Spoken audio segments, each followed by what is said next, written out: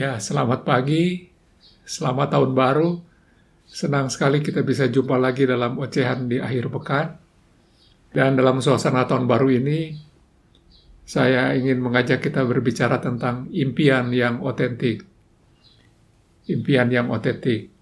Nah, saudara-saudara, kita semua pasti punya cita-cita ya, impian ya.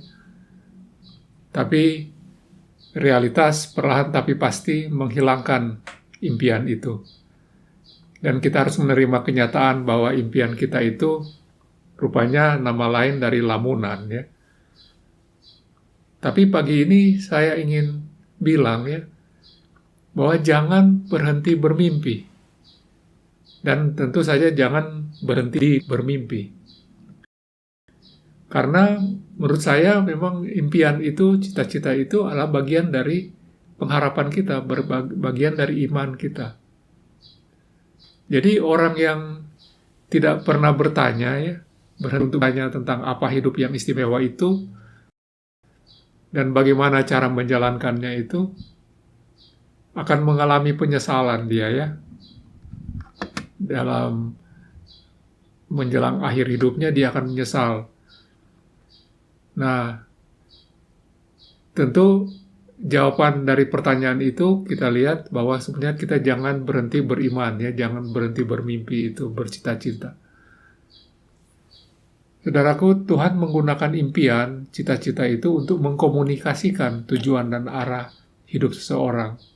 Kita lihat contohnya pada Yakub ya, pada Yusuf, Daniel, Yusuf dan Maria, dan banyak lagi, di mana inspirasi-inspirasi yang Tuhan berikan itu mengarahkan mereka atau menjelaskan pada atas semua tentang visi ya, yang mudah kita pahami tentang kemana hidup kita harus menuju diarahkan.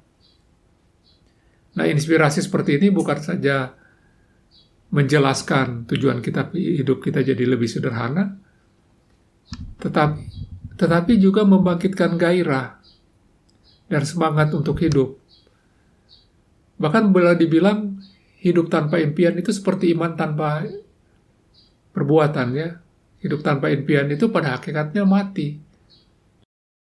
Karena sekedar menjalankan kehidupan itu, istilahnya itu sekedar memperlambat untuk tiba di kematian jangan terlalu cepat. Nah, tidak enak ya pernyataan itu. Tapi meskipun demikian penting peran impian itu, paling tidak ada dua potensi masalah dengan impian. Yang pertama, impian kita itu berpotensi tidak otentik, tidak asli, tidak jujur. Misalnya kita ingin meniru keberhasilan hidup orang lain.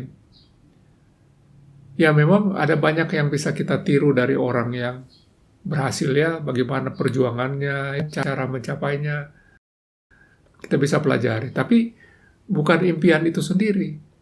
Karena kita itu tidak dibekali dengan talenta yang cocok, tidak berada pada zaman yang sama, kemudian kebutuhan pada zaman itu juga tidak tepat dibandingkan dengan kebutuhan sekarang itu, di mana impian kita itu berusaha mengisinya.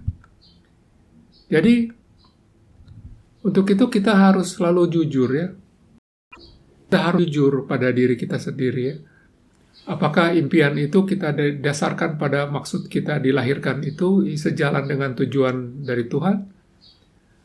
Atau cita-cita kita itu ingin meniru orang lain ya, supaya dikagumi seperti kita kagumi orang itu. Ingin diagungkan, dipuja, ada motivasi seperti itu. Nah, itu yang tidak jujur. Jadi kita sebetulnya mengekspresikan diri, bukan mengimpresi orang lain. Beda ya, berekspresi diri dengan memberi impresi kepada orang lain, memberi image kepada orang lain. Saudara-saudara, kalau berlian itu yang kita pajang-pajang itu biasanya palsu. Supaya kalau dicuri orang kita terlalu rugi. Sedangkan berlian yang asli itu kita biasanya simpan dan nikmati sendiri. Karena dia asli begitu ya, mahal. Jadi Alkitab itu ditulis juga untuk memberikan cara kepada kita bagaimana ya memastikan impian kita itu otentik, sejalan dengan kehendak Tuhan. Itu yang pertama. Potensi masalah yang kedua itu kita bisa fokus pada hal yang salah. Bebannya, ya, tantangannya, perjuangan harus lakukan, penderitaannya harus kita bayar, hambatan-hambatannya. Jadi waktu kita membayangkan itu, kita jadi menyerah. Nah, kalau kita menyerah itu kan kita menghidupi mimpi, tapi mimpi orang lain tentang kita. Jadi orang lain yang menempatkan kita di mana, begitu, sesuai kehendak mereka. Nah itu, oleh sebab itu, Alkitab itu berpesannya, mata kita itu tujukan pada Allah, tujukan pada visi yang Allah berikan pada kita, ya. Kita diajak untuk mengarahkan hati kita, mata kita kepada Tuhan. Bukan kepada masalah-masalah kemungkinan buruk, karena itu baru kemungkinan, ya. Jangan dibayangkan kesusahan itu, karena itu menghantui seperti film horor. Jangan cuma film sih sebetulnya, tapi takutnya sama. Jadi kalau yang kita lihat, kita bayangkan itu senangnya, kalau impian terwujud, kalau kita bayangkan itu dunia yang lebih baik saat perubahan itu terjadi, maka kita bisa tahan berjuang, ya. Memang betul juga, perjuangan itu membuka peluang kegagalan, ya. Kita bisa kalah, kehilangan hal berharga dalam perjuangan itu, ya, bahkan nyawa. Tapi kita sudah tahu kan itu bukan isunya, gitu, kehilangan itu. Karena hidup tanpa impian, tanpa memperjuangkan impian itu, sebetulnya sudah mati yang kita bilang tadi itu, ya. Kemudian seperti yang dijelaskan Yakobus, ya, iman tanpa perbuatan itu mati. Impian tidak bisa berhenti di impian saja. Dia harus dibayar, dipakai perbuatan. Perbuatan kita, ya, inisiatif kita, aksi kita, usaha kita, kiat-kiat kita. Semua impian itu boleh setinggi langit, ya. Harus kita bayar. Kalau kita mau membayarnya itu dengan semua anugerah yang Tuhan berikan, waktu yang Tuhan berikan, talenta yang Tuhan berikan, maka kita akan menggapai impian kita itu. Nah, senang, ya, kalau bisa mewujudkan. Tapi Alkitab juga pada akhirnya mengajarkan pada kita, pada akhirnya bukan tercapainya impian kita itu yang paling penting, tapi kita menjadi apa, berkarakter seperti apa, becoming what, a better person kah atau tidak. Jadi Tuhan itu menganugerahkan keagungannya, ya, greatness itu kepada kita semua untuk berkembang jadi kemuliaan Allah itu. Jadi ada saat-saat kita merasa gagal, ya, hari-hari sulit, berat, sukar, ya, membuat kita ingin menyerah. Jangan mundur, jangan menyerah, karena itu bukan hari kegagalan, tapi itu hari pembentukan karakter building. Di situ saat semuanya Tuhan yang sedang membangun impian Tuhan tentang kita, menjadi manusia seperti apa. Dan itu dilakukan melalui proses-proses yang terasa berat, yang membuat kita menyerah. Tapi ingat, jangan menyerah, jangan berhenti. Jadi,